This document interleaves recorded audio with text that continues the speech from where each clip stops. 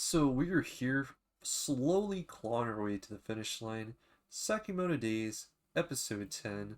Start things off with like a little lighthearted story, but at the same time, it's just a straight comedy. So Shen and Liu are still sore from last episode's big fight, which was pretty intense. Sakimoto has the bright idea, hey, let's go take everyone, the family, and go to the spa or the bathhouse, should I call it?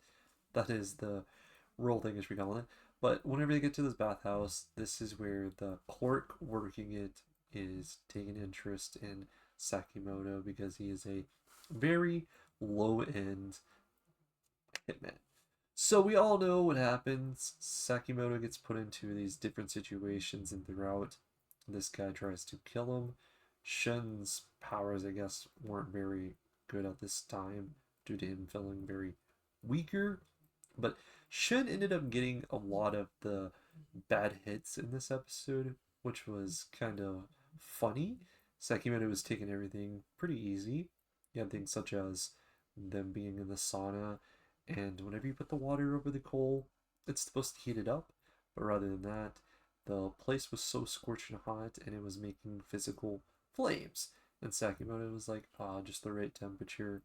Even the cold bath, it's not hot enough. Or no, yeah, it's not cold enough or something like that. It was just a really great comedy moment. And then we get to the very end, which is kind of like the irony moment. So Sakimoto is playing table tennis. It's with a Lou and daughter, and it doesn't really matter who he's playing with. But you have the guy that's been trying to kill Sakimoto throughout this whole time, and that's where two guys from his past kind of walk in, and the relation to how this is all irony is that originally his dad was gonna give him ownership over this bathhouse. Basically, he would be doing this as a full time job. Rather than that, he kind of left his home and ended up wanting to become a hitman, which he hasn't been successful at all. And this is the reason these guys were picking on him. So the two of them ended up beating the crap out of him. Sakamoto takes notice, hits one of them with a ping pong ball. Boom! Gets really hit hard. The second one is like, dude, did you do it to the same guy that was sitting on the ground? I don't know why you would think that, but hey, I guess it sort of makes sense. Jumping to conclusion, Sakamoto sees what's going on, protects the man yet again. He had some ice cream and this ice cream stick. He throws it at him, and what he does was a really epic moment. He kind of darts him directly into a vending machine, and he's just clung by his little shirt jacket. And at the very end, it was nice because Sakamoto kind of makes his way around the guy sitting there. And the ironic part, he's thinking Sakamoto, and he's like, "You knew this whole time." Sakamoto's like, "Dang, this place is really high tech. It's great." So in the end, he didn't really know, which is really funny. But the best part of the irony is whenever he's calling his dad, and even though he is having a heart to heart, he's finally awoken. His dad says, "Hey, I don't want you to do this anymore. You don't listen. You're not built for this, son." But yeah, really great moment. Moving past this, I actually think this is really cool coming up. We're getting what is to be a Lou arc, and I'm perfectly down for it. I feel like the little that we did have, I felt like more than Shen, honestly, but it's good to meet other people from this mafia group. And what I mean by that is they're there having a nice little dinner, the four of them, or not the four, three of them. Gosh, I don't know why I said the four, but you have Shin, Liu, and of course Sakamoto. And as they're having dinner, they get attacked out of nowhere. And whenever they get attacked out of nowhere, you're seeing like some type of Chinese pop up on your screen. I was like, maybe it's something else. Maybe it's not that. Things kind of get tied in.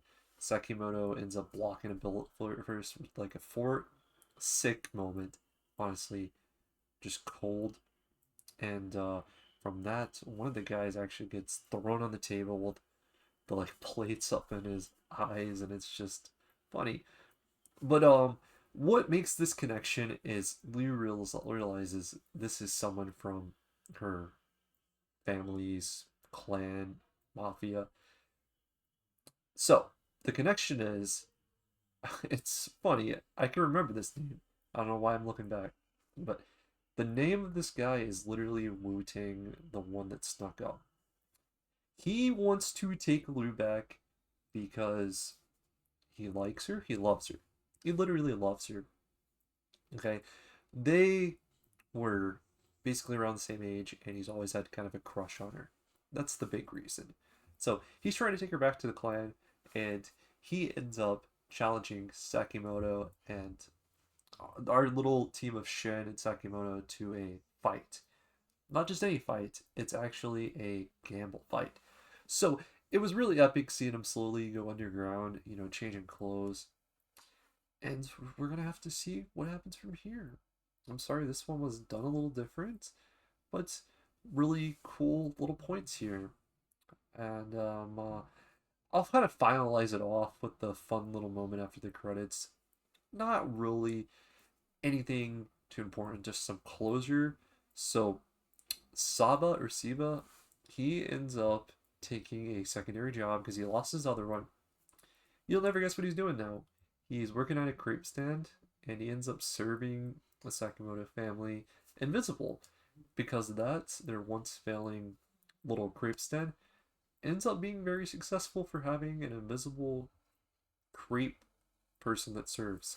So I like this episode a lot. It was actually quite literally awesome. I do like whenever they do the little end credit thing. I think they should continue doing that on in the next half. One episode away. That's all we got. And with this, I will rate this episode. So if I had to rate it, I'm going to say it's a nice 8.4. Very enjoyable. And yeah, just good slice of life. And get into more lore. We're getting some more lore.